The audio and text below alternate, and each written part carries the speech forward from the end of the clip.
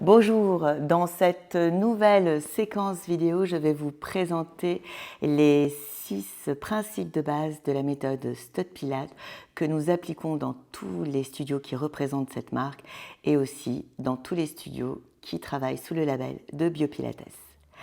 Donc, nous aurons comme premier principe la respiration.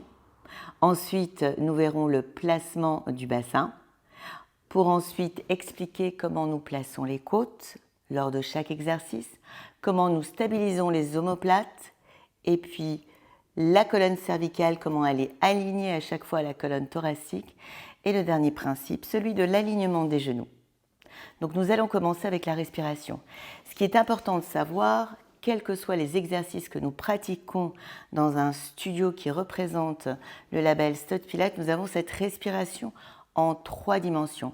C'est-à-dire que nous respirons vraiment dans la partie latérale de la cage thoracique, légèrement en avant et aussi sur l'arrière. Nous essayons de privilégier le lobe inférieur des poumons qui tend à être négligé. Donc, nous avons cette respiration qui ne fait pas monter les épaules aux oreilles.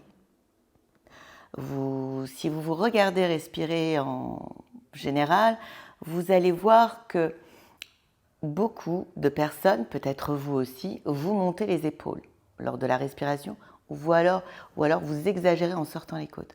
Nous, ce qui nous intéresse, c'est vraiment de respirer sur les côtés, de respirer à l'arrière, sans pour autant lever les épaules et utiliser les accessoires, les muscles accessoires de la respiration. Donc là, vous êtes assis sur vos ischions, donc vous êtes assis sur les os du bassin. Si vous mettez les doigts ici sur chacun des os du bassin, vous allez sentir une pointure. C'est que vous êtes sur vos ischions. Ensuite, on va essayer d'avoir vraiment le bassin aligné aux épaules. Si vous voyez que vous avez du mal à rester au-dessus des ischions, vous pouvez croiser les jambes. Si vous sentez que croiser les jambes n'est pas la position idéale pour vous, vous pouvez vous mettre sur une boîte, sur un tabouret. En fin de compte, vous pouvez respirer, faire ce travail de respiration dans n'importe quelle position. Ce qui est important, c'est de pouvoir se sentir à l'aise pour chacun des exercices que vous allez exécuter. Donc là, en l'occurrence, j'ai choisi le tapis aujourd'hui. Nous sommes assis sur nos ischions. La colonne, le bassin est aligné à l'articulation de l'épaule. Je pose mes mains sur mes tibias à l'avant. Et là, je vais juste fléchir la nuque, relâcher la tête et amener le regard au-dessus des genoux. Je vais rester dans cette position. Donc là, vous voyez, avec la traction terrestre, on a un étirement au niveau des cervicales. Donc on relâche bien tout le corps. On va inspirer en 3 dimensions, c'est-à-dire qu'on va essayer de remplir ici le lobe inférieur des poumons à l'arrière de la cage thoracique. On va souffler, on va respirer sur les côtés et en même temps, on va sentir que tout l'air circule dans tout le corps. On va inspirer. Et on essaye de, voilà, si vous sentez que vous montez les épaules, vous dites non. J'essaye d'abaisser mes épaules, de maintenir cette position et de profiter de cette respiration. On va inspirer et on expire gentiment. On relâche bien la tête. On inspire à nouveau et on expire. Lorsque vous allez dérouler séquentiellement votre colonne du coccyx, donc c'est le dernier os en dessous du sacrum jusqu'au sommet du crâne, vous retournez. Et là, vous sentez déjà un apaisement. En fait, il faut savoir que cette respiration va nous permettre de mieux oxygéner le sang dans un premier temps, parce qu'il y aura de meilleurs échanges gazeux. Ensuite, cette respiration va nous permettre aussi de nous détendre, de nous relaxer. Et donc, à un moment donné, d'apaiser ici toute cette musculature dans la partie supérieure du haut du corps qui nous génère du stress ou de la fatigue. Si nous nous plaçons allongés sur le dos, donc là, voilà, vous vous posez sur votre tapis. Et là, on va voir le deuxième principe, qui est un principe où on pense à bien placer le bassin. qui est important, lorsque vous avez les pieds posés sur le sol, le corps sur le sol, les mains sur le sol, c'est une surface fixe. Nous, on parlera de chaîne fermée. Donc, lorsque la chaîne est fermée, on va privilégier un placement au neutre de la colonne. Le neutre de la colonne, c'est lorsque l'on respecte sa courbure lombaire. Il faut savoir qu'au niveau ici des lombaires, on a, sur une vue postérieure, quand vous passez votre main, la plupart des personnes ont un léger creux. Je ne rentre pas dans les détails de l'explication des postures. Donc, dès que vous avez ce creux, vous avez votre lordose. La lordose, bien sûr, peut être soit accentuée, soit atténuée. Nous partirons du fait que vous avez une lordose naturelle. Idéale. Donc, pour ça, nous avons l'os, les os du bassin ici. Quand vous touchez ici votre bassin, vous sentez immédiatement des os et la symphyse pubienne. Hommes et femmes, nous avons des symphyses pubiennes. Donc, vous allez placer vos paumes de main sur les os du bassin, les bouts de doigts sur la symphyse pubienne. Et vous allez faire en sorte que ces 3 points sont sur un plan horizontal parallèle au sol. Et là, vous respectez votre courbure. Donc, lorsque vous respectez votre courbure, c'est le placement idéal pour engager un des muscles de la respiration qui nous intéresse énormément et que nous cherchons à engager, c'est le transverse de l'abdomen. Le transverse de l'abdomen est un muscle qui fait tout le tour de la taille et lorsqu'il est actif, il permet de renforcer la ceinture abdominale et nous veillerons aussi à engager les obliques qui sont ici sur les côtés. Donc maintenant que vous avez votre position neutre, que vous savez respirer en 3 dimensions, vous allez essayer de travailler avec les deux en même temps. Donc on a les bras le long du corps. Vous allez inspirer par le nez, expirer en pinçant les lèvres afin de pouvoir sentir au mieux le transverse de l'abdomen. On va inspirer par le nez. On souffle, on expire et on pince les lèvres gentiment. On va comprimer le contenu abdominal. Donc, à chaque fois, vous allez essayer de sentir quelque chose. Si vous avez du mal à sentir ce que je vous demande actuellement, je vous invite à tousser. Quand vous toussez, vous sentez immédiatement quelque chose qui se contracte. Alors, essayez de retrouver ce petit quelque chose qui se contracte sans pour autant tousser à chaque fois.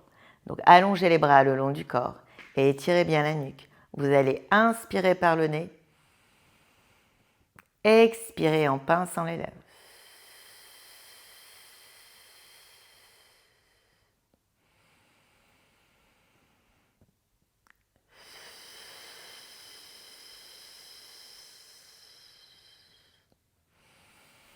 On inspire une dernière fois et on expire. Et vous avez vu que dans cette respiration, je n'ai pas gonflé, sorti les côtes. Vous avez vu, lorsque je gonfle et je sors les côtes, en fait, je laisse mon dos sans protection.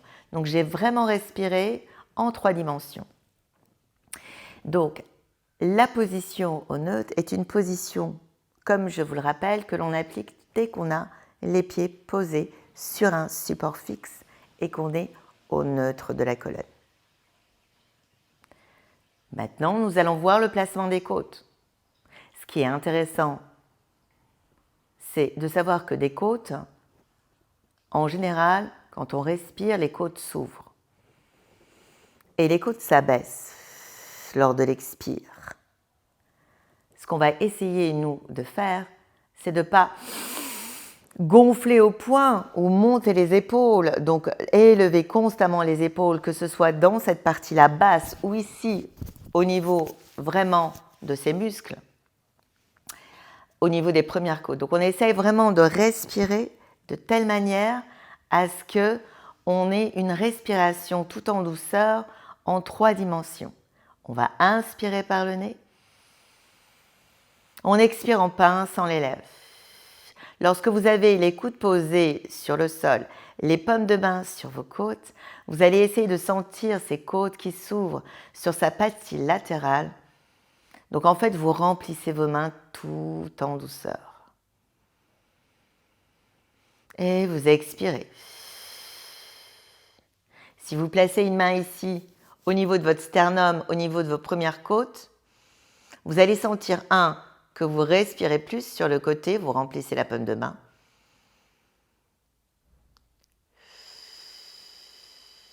Et dans sa partie supérieure, vous essayez de penser que vous vous éloignez légèrement des mains, de votre main. Donc ça c'était pour le troisième principe. Maintenant, nous allons aborder les omoplates. Les omoplates sont situées à l'arrière de la cage thoracique. Elles bougent, elles montent, elles descendent, elles vont glisser sur les côtés, elles glissent vers l'intérieur, elles peuvent glisser vers l'extérieur, elles peuvent glisser vers l'intérieur ou alors être projetées légèrement vers l'avant. Nous, ce qui nous intéresse, c'est de stabiliser les omoplates au neutre. Les omoplates n'ont pas d'attache osseuse au niveau de la cage thoracique, elles en ont juste au niveau de la clavicule, sur la partie antérieure du corps. Donc là, ce que nous cherchons, par un exercice simple, on va bien poser les mains ici, je me tourne vers vous, posez les mains ici au-dessus de la tête, on a les coudes ouverts. Vous allez d'abord ramener les coudes vers vous, vers l'avant. Vous allez relever les épaules vers le haut. Vous allez ouvrir les coudes vers l'extérieur, puis vous abaissez vos omoplates. On ramène les coudes vers l'avant, on monte les épaules, on ouvre sur les côtés et on va abaisser. On ramène les coudes vers l'avant, on monte les épaules, on ouvre sur les côtés, on va abaisser les épaules. Et là, après avoir fini cette série, vous descendez. Cette petite séquence d'exercices à faire que vous pouvez faire régulièrement, voire tous les jours, à n'importe quel âge, et assis aussi sur un tabouret, c'est une séquence qui va vous permettre de bien stabiliser vos omoplates avant tout exercice. Donc, vous verrez aussi, dans un cours de pilates, l'instructeur toujours vous dire « stabilisez vos omoplates ». Il est important de veiller et de penser à ces omoplates dans chaque exercice. Pour les personnes, par exemple, qui travaillent toute la journée assis, on est plutôt dans une posture où on a tout fléchi. Donc, les omoplates sont plutôt éloignées les unes des autres. Le fait de repenser aux omoplates et de les rapprocher, de les mobiliser, va faire qu'à un moment donné, la posture va se redresser. Après avoir parlé des omoplates, c'est la colonne cervicale. Donc, le cou. On veille toujours à avoir une colonne cervicale dans le prolongement de la colonne thoracique. Par exemple, lorsque nous allons exécuter un exercice de préparation abdominale et que nous sommes couchés sur le tapis, on veillera d'abord à faire un petit hochement de tête. Donc, les petits hochements de tête se situent au niveau des deux premières vertèbres cervicales, atlas et axis. Ce sont deux vertèbres très particulières qui ne ressemblent à aucune autre vertèbre cervicale. Eh bien, ces deux petites vertèbres nous permettent de faire un petit V. C'est comme si vous mettiez ici une clémentine ou une orange. Vous ne l'écrasez pas. À partir du moment où vous avez fait votre petit hochement de tête, vous allez pouvoir fléchir le cou, ramener le regard au niveau des genoux, monter aussi haut, bien sûr, que vous pouvez respecter le neutre de la colonne. Donc, les repères osseux du bassin sur le même plan que la symphyse pubienne. Vous allez maintenir cette position et vous allez reposer. Les choses que nous n'aimerions pas voir lorsque nous exécutons cet exercice, c'est tirer sur le cou, ensuite enrouler par la tête. Et vous avez vu, ce placement nous génère de la tension. Ce que nous cherchons, c'est un bel alignement. C'est-à-dire que l'instructeur ou vous-même, lorsque vous pratiquez, il est important d'étirer la nuque, de fléchir, de placer la tête, le cou et de fléchir au niveau du tronc. Et ensuite, vous allez pouvoir reposer le tout. Il en est de même dans la position allongée sur le ventre. Donc, lorsque nous nous allongeons sur le ventre, nous veillons à rester au neutre de la colonne. Pour cela, il est important d'engager ici toute la chaîne musculaire postérieure, les extenseurs de hanches et les abdominaux. Vous allez placer maintenant les coudes de chaque côté du corps et les paumes de main plus ou moins au niveau de vos épaules. Le front posé sur votre tapis. Lorsque nous allons faire une préparation à la brasse, nous veillons d'abord à faire une inversion du petit hochement de tête pour pouvoir ensuite repousser le sol avec les mains, monter le haut du corps et garder un alignement idéal pour pouvoir exécuter notre séance d'exercice. Puis nous reposons, nous relâchons les muscles du cou, mais nous maintenons les abdominaux et les fessiers engagés. Il est évident que nous ne cherchons absolument pas à étirer la nuque dans un premier temps. Et ensuite se placer. Cette séquence-là n'est pas idéale pour vos cervicales. Et en plus de ça, ça génère de la tension au niveau du milieu du dos. Donc nous, ce que nous privilégions, c'est vraiment un allongement de la colonne. Et nous reposons.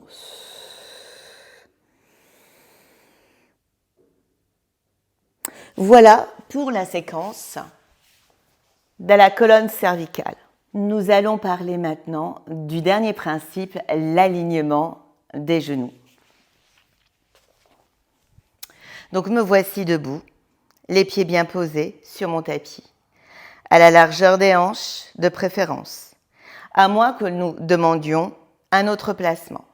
Vous allez fléchir les genoux et faire attention à ce que le genou soit toujours aligné au deuxième orteil. Nous veillerons toujours dans chacun des exercices que nous soyons à genoux sur un réformeur, les genoux surélevés du tapis, que nous soyons allongés sur un tapis, que nous soyons debout, nous ferons attention de toujours bien aligner le genou au centre du pied, quel que soit l'exercice, même lors de l'exercice du jeu de pied sur les réformeurs. Et bien voilà, la séquence est terminée. Je vous dis à bientôt pour une nouvelle séance.